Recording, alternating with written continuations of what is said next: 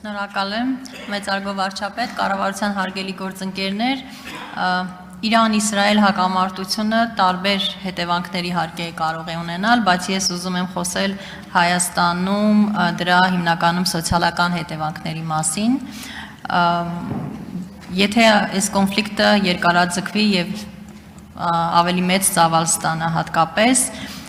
մենք կարծում եմ, որ չենք բացառում նաեւ փախստականների ներհոսք Հայաստանի Հանրապետություն, կարծում եմ արդեն նաև կան որոշակի ազդակներ սահմանին, երբ խոսքը գնում է օրինակ փախստականների խնդիրներից, այսպես ասեմ, մեղմ ասած այդ իրավիճակից օգտվողների մասին եւ այլն, հարցս հետեւյալն է, արդյոք մենք որոշակի քննարկումներ կամ նախապատրաստություն տեսնում ենք այս հարցի վերաբերյալ, այսինքն փախստականներին ընդունելու, դա կարող է լինել կացարանների ապահովման, չգիտեմ, հետագայում իհարկե նաև այլ սոցիալական խնդիրներ, ինչպես նաև դրան ավելի համակարգված լուծումներ տալու, այս ուղղությամբ ուզում եմ հասկանալ որևէ աշխատանք կամ քննարկում առկա է կառավարությունում, թե ոչ, շնորհակալ եմ։ Հարցին կպատասխանի փոխվարչապետ Մհեր Գրիգորյանը։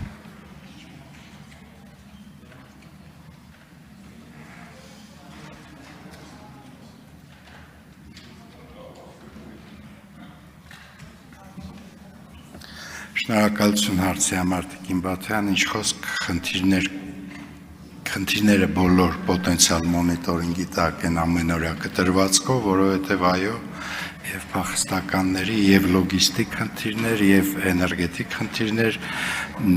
չի կարելի բացառել այսօր, պետք է մտածել, պետք է մշակել սցենարներ, որոնք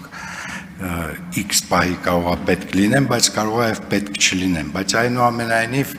մենք այդ հարցերը պահում ենք ուշադրության կենտրոնում եւ մշակում ենք այս կամ այն սցենարներից ելնելով գործողությունների պլաններ։ Շնորհակալություն։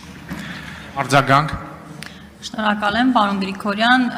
ես նորից եմ կարևորում հատկապես համակարգային մոտեցումը եւ աջակցությունը, սկսած սահմանից տեղափոխումը, մարդկանց ընդունումը, նորից եմ կրկնում, իհարկե